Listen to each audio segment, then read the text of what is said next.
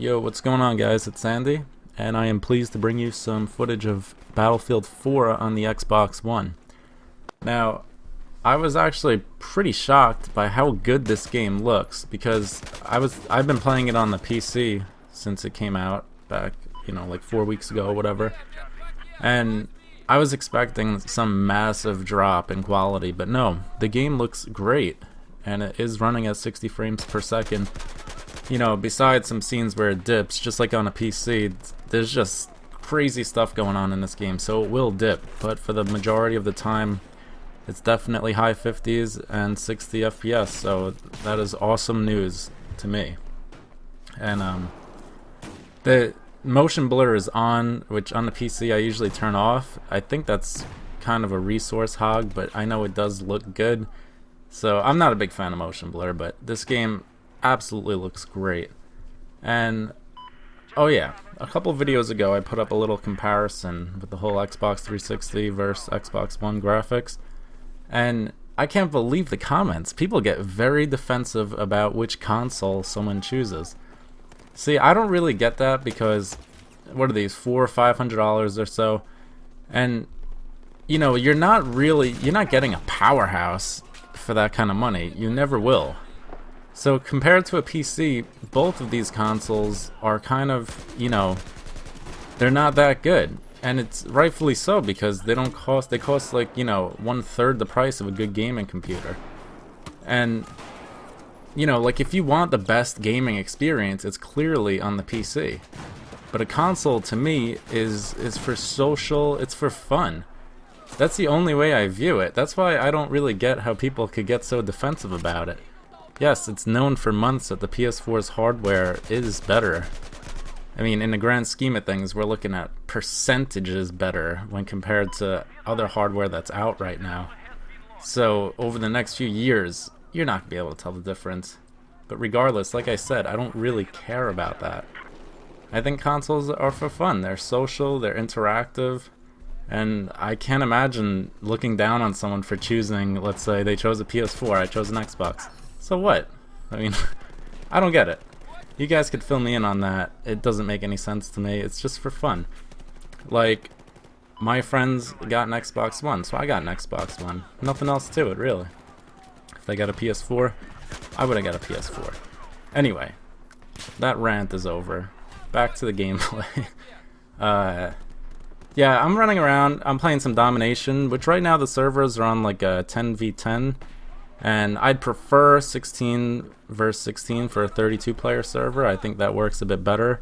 But right now they're on a 10v10. They'll probably change it soon, I hope.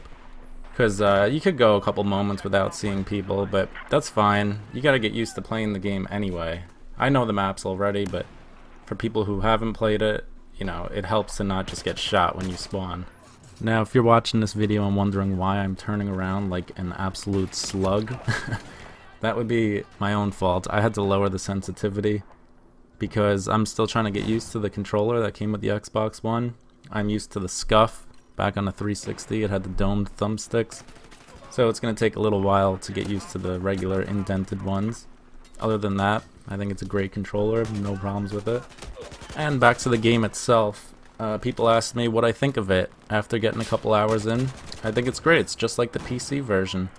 It's really very similar. Yeah, the controller layout is different. You get used to it after a little bit. But I can honestly say it's an excellent port over to the console, and I would highly recommend it to people. Especially if you're into things like vehicles and crazy explosions. You could see me running around with the tubes in this game. I just like blowing buildings up. Probably my favorite part is, let's say there's like a sniper sitting up in like an elevated position. That back in Call of Duty you see that all the time. You get shot and you just die.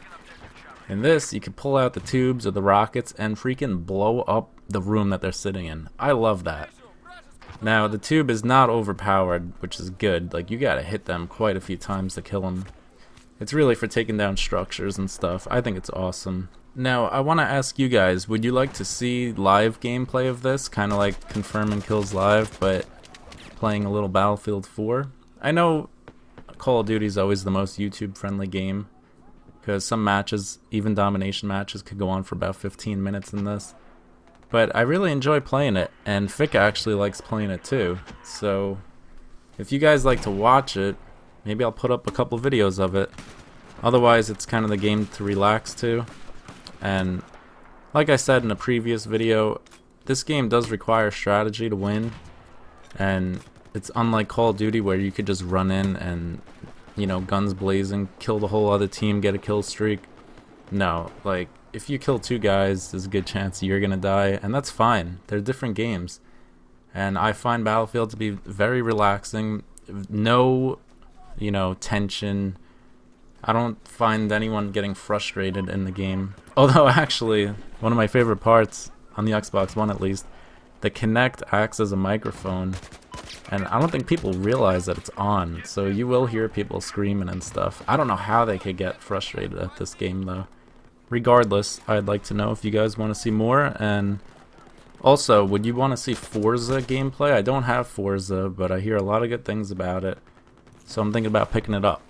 So let me know what you want to see, because right now I'm just playing a lot of Call of Duty, obviously, and some Battlefield. And, you know, if you want to see something else, just tell me. So, have a good day. Thanks for coming by, guys. I'll see you.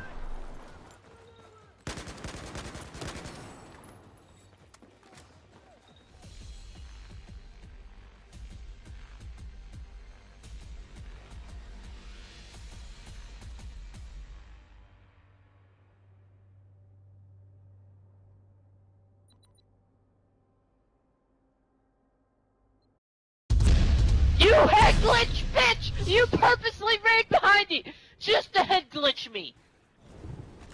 He didn't even bother shooting till he was entirely covered by it. Wow!